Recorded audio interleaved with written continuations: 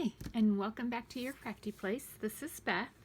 So this week we're going to work on the card template number 2.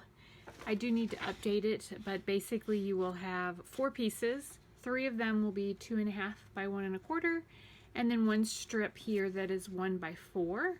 And then you still have your layering pieces that are the 5 1/4 by 4 and the 5 3/8 by 4 1/8 that's in the background there. So if we are getting started, I'm still going to use the black piece on the background of these. So this week we're using brown. We could use a different color brown to layer if we wanted to. I'm just going to use this black on the one just so you can see it. And then I cut a couple of pieces out from a couple of pieces of paper from this paper pad from Hobby Lobby. So this is the piece that is the 1 by 4, so it will go across the first layering piece that we have there, all the way across. This one goes all the way across. Let's do this one maybe this way here. So if we do like this example here and this example here, so I'm going to pull this one down just a little bit, and then I'm going to take these pieces, and we're going to have one that kind of goes there like that, and you can use all 3 of them with this from the same, or I could switch it up and do 2 of each like that, or I could use all 3 of the same size pieces, or I could have 4 completely different pieces all together. And then if we do this one here, we're going to take this piece and go line it up, and then we're going to have, actually let's do it like this, so that we have this piece kind of like that, and those pieces, so that is these 2. If we wanted to do, like, let's say we wanted to do this one and this one, move them over here a little bit out of the way so you can see them. So if we do this one, that is putting it in the center, having one piece underneath. Let's do all 3 of these over here. So we're going to put one piece underneath, one piece that comes up a little bit higher and barely overlaps on that side, and then this one that overlaps on the other side. And then if we do this one here, that piece just goes up and down like that, and then all of these are kind of at a little bit of an angle. And you'll just have to play around with it to get it so that you have about the same amount of spacing from each one of them. And it's about where the tips touch here at the bottom, and then each of the 3 tips touch almost to the side. So there is that one. And you could go on, and there's more than just these templates that you could make with these pieces. This just gives you an idea of if you have a bunch of pieces this size, or you have a bunch of scraps, cut a bunch of them this size. And with these card templates, there's different templates that you can use with that are all the same size. So if you have a stack of 2 1/4 by 1 1/4, pull this out and you can easily make a card, get your ideas flowing with all of these different cards that you could make with it. And then you could add additional ones. You wouldn't have to just use the ones that are on here. There's other ways you could lay the card together as well. But like this one is the top one here, this one here. So that's how that one is laid out. So let's go ahead. I'm only going to actually, I think, glue down one of them this week because I only have the one background piece, but just to give you an idea, and then to do some embellishments on it. So I'm going to lay all the pieces here. And then I think I'm going to do this one over here in the corner. So I think I'm going to start with my floral piece. And the color just represents nothing really on the card templates. It's maybe you want those in different, maybe you don't. I think what I'm going to do with this one is I'm going to use all of them that are made with this flower piece. So I've got about the same amount on the top and the bottom. And then I'm going to take all 3 of these and lay them down over here like this. So I'm just going to use my glue. Any adhesive would work. If you don't want to use glue, if you prefer to use tape, you use what is easiest for you. I will take both of these, the top and the bottom, and put them down first. So I'm going to take these so that I have about the same at the top, about the same at the bottom.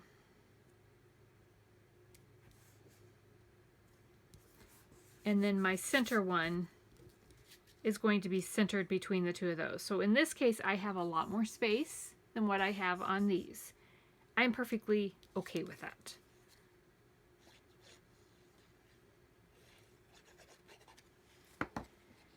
So there is that piece, and it's about the same amount on the top and the bottom. And the sides are all about the same.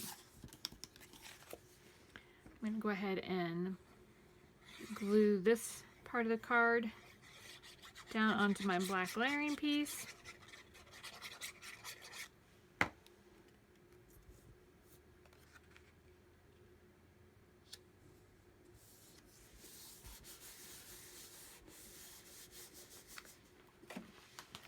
This is the stamp set that we used in week 6, so we're going to just use it again. I have my 1.5 inch strip that I had cut. You could use brown on here instead. Like, let's say I've got this piece. Let's see if we have one that'll fit on this. This one is a little bit more than 1/2 inch. So let's see what we have in here that maybe will work with 1/2 inch. We may not have anything. We may have to do something different, but let's see. Maybe the congratulations will work. Nope, it looks like the G comes down too far on that one.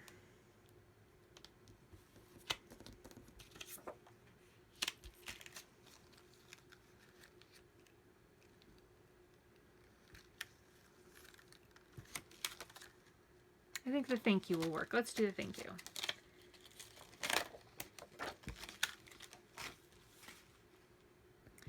So again, with mine, I just lay the stamp down and then I use my block to pick it up. This one, the block isn't going to be quite big enough for it. It looks like it leans off the edges each side a little bit, so I'm going to turn it at an angle and then I will stamp it down that way and try to get it straight that way.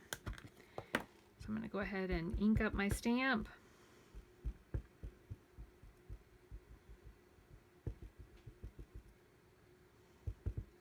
Looks pretty inky.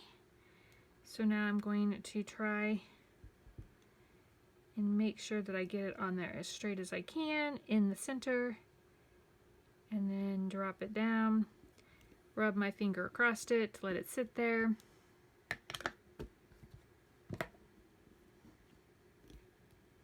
And pull it up.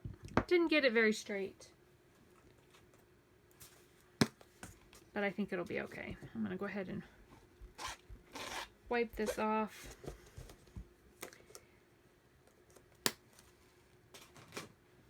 Last week I told you about distressing. If you have ink pads that are different colors, or if you have some distress inks, you could use those to distress. You don't even have to have the tool to do it. I'm going to use this Distress Ink Vintage Photo.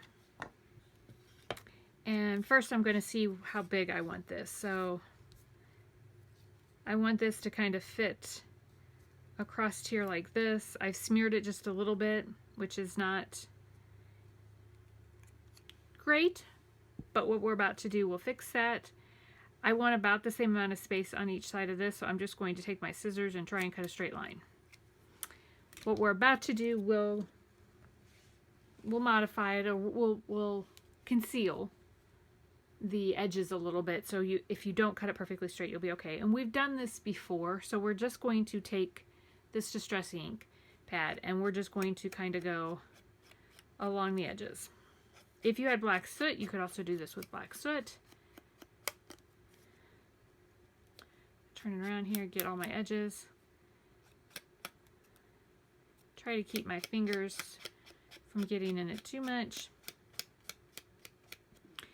And so I have rubbed it all the way around the edges. So when I stick it on here now, you can definitely see that I have done all the edges. If I wanted to come up a little bit more, like where that U, where I've kind of smeared the ink a little bit, just take your ink pad and go down flatter on the piece.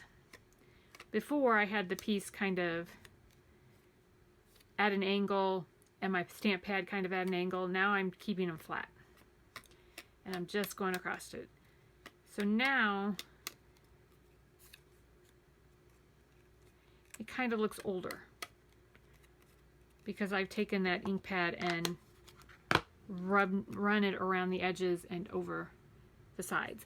I really don't need to layer it on black anymore for it to stand out from the brown that I have down because of what I have done around the edges. I don't know how well you can see that, but it looks like it's a different color around the edges because of what I've done. So I don't need to layer the black on it anymore. I could pop that up if I wanted to, so that it would like put some foam squares under it and just pop it up a little bit. So let's see if I've got some foam squares left. I do. So let's go ahead and lay a few on here. They're almost the perfect width here.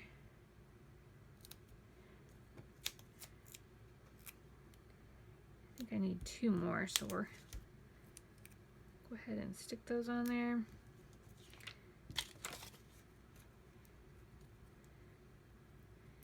And then since last week we got the scoreboard, we have scored the card base that we needed. I'm going to go ahead and stick this one down on here just like this. And then I'm going to stick this down onto here. So again, using your favorite adhesive, whether that's glue, tape,